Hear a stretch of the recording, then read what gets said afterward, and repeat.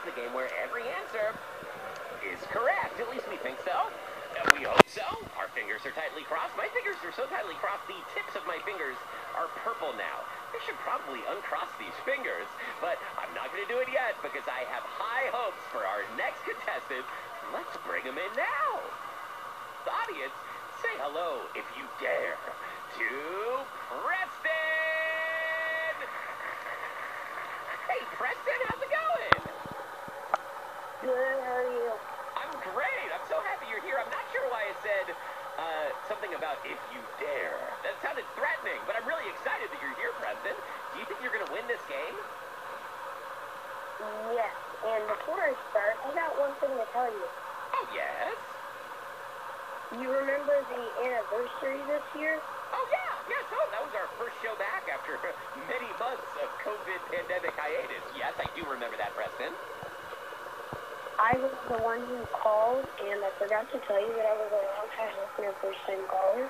Oh, I see, Preston. So you're wanting a retroactive spatula, having called in long ago. Wait a minute, Preston. Let me see if I remember correctly. You called about a robot that somehow dispenses pizza, right? Yes. Okay, so we got to get a referendum from the audience here. I just want to make sure that the audience thinks that this is cool. I mean, audience, it's been 4 months. Can Preston still legitimately claim a long-time listener, first-time caller? Okay, yes! I couldn't even get the question out.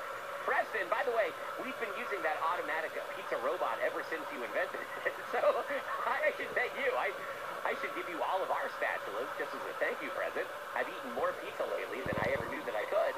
Yes, you definitely get your own spatula prize, but only after you win this game. Is it a deal? Yes. All right. Well, then let's play the game.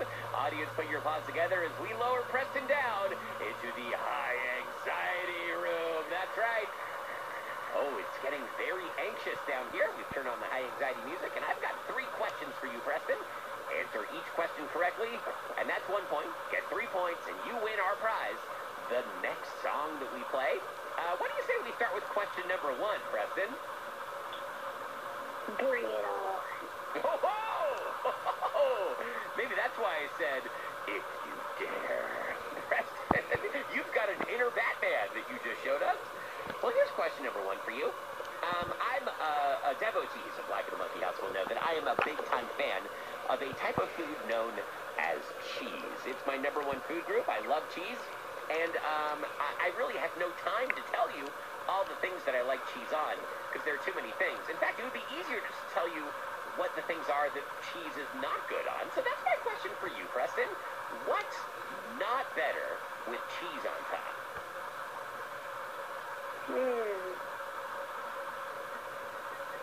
First, I was going to say ice cream, but ice cream is technically just like frozen cheese because they're both dairy.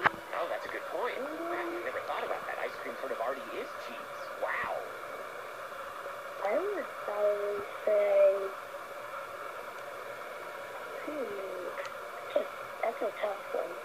Listen, if you can't come up with an answer, you could say that the answer to this question, you could say nothing. You could say that nothing is not better with cheese. That would be okay. Or maybe there is something that's not better with cheese. This is really your call. Chicken wings. Chicken wings. Wait, what'd you say? Chicken wings. You're saying chicken wings are not better with cheese? No. Is that your final answer, Preston? Yes.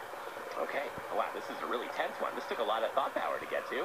Audience, Preston says that chicken wings are not better with cheese. Audience, do you agree that that's what Preston thinks? Yes! Preston, the audience agrees that you don't think that chicken wings are better with cheese. So that's 1 point to you. They agreed with that answer insofar as it pertains to you. That's 1 point. You're doing great, Preston. Do you want to stop here or move on to question number 2? Let's move on. Okay, let's move on to question number 2. Okay, Preston, are you a reader? Do you like to read for fun? Yeah, I'll read. Okay, sure. Well, as you know, there are many ways that you can connect with books. You can read a book by looking at the words and decoding them by reading. If you know how to read with Braille, you can read a book book by touching the Braille characters and reading that way. If you like to listen to books, you could listen to a book on tape, or like a recorded audio version of a book. But here's something that I've never heard of before. I've never heard of being able to lick a book to find out what's inside. That's one unexplored sense. So that's my question for you, Preston. If you could lick a book to find out what the story is inside, would you do it? No, definitely not. Definitely not. Okay, let me just ask. Let's just to explore this answer a little bit more. What if the book smelled like candy when you held it up to your face before you licked it? Would you lick it then? Depends what kind of candy smells like, but no. You're a pretty firm no here. I even tried to entrap you into an answer of yes, and you're still saying no. Audience, Preston is not interested in books that you can lick. Show me no licking books. That's right. You're not interested in that. Wow, interesting. Okay, very good. Well, that means I can't even ask my third question related to that one. So let me ask this question instead. Preston, if you were to design a bumper sticker that could go on the back of your vehicle, it could say anything, a message that you think the world needs to know as coming from you. Preston, what would your bumper sticker say?